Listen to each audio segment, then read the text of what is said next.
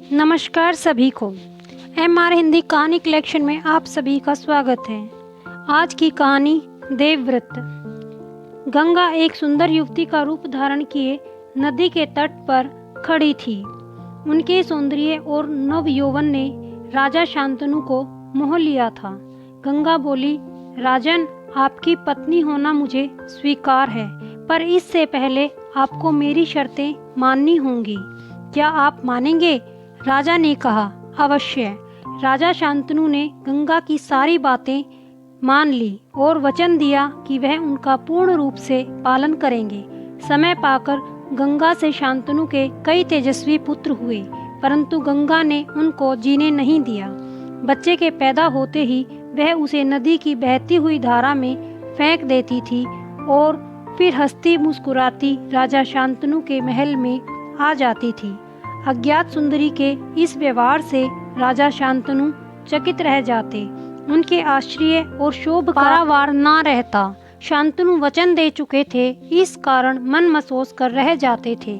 7 बच्चों को गंगा ने इसी भांति नदी की धारा में बहा दिया। 8वां बच्चा पैदा हुआ।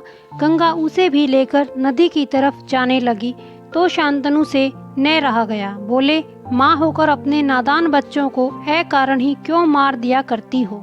यह घृणित व्यवहार तुम्हें शोभा देता है? राजा की बात सुनकर गंगा मन ही मन मुस्काई, परंतु क्रोध का अभिनय करती हुई बोली, राजन, क्या आप अपना वचन भूल गए हैं? मालूम होता है कि आपको पुत्र से ही मतलब है, मुझसे नहीं।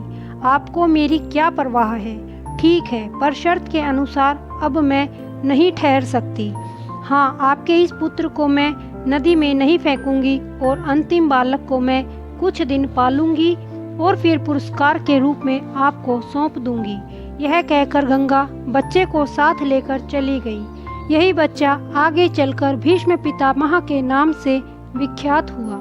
गंगा के चले जाने से राजा शांतनु का मन विरक्त हो गया। उन्होंने भोग विलास से जी हटा लिया और राजकाज में मन लगाने लगे। एक दिन राजा शिकार खेलते खेलते गंगा के तट पर चले गए तो देखा किनारे पर खड़ा एक सुंदर और गठीला युवक गंगा की बहती हुई धारा पर बाण चला रहा था। बाणों की बौछार से गंगा की प्रचंड धारा एकदम रुकी हुई थी। यह दृश्य देखकर शांतनु दंग रह गए। इतने में ही राजा के सामने स्वयं गंगा आकर उपस्थित हो गई। गंगा ने युवक को अपने पास बुलाया और राजा से बोली, राजन, पहचाना मुझे और इस युवक को? यही आपका और मेरा 8वां पुत्र देवव्रत है। महर्षि वशिष्ठ ने इसे शिक्षा दी है।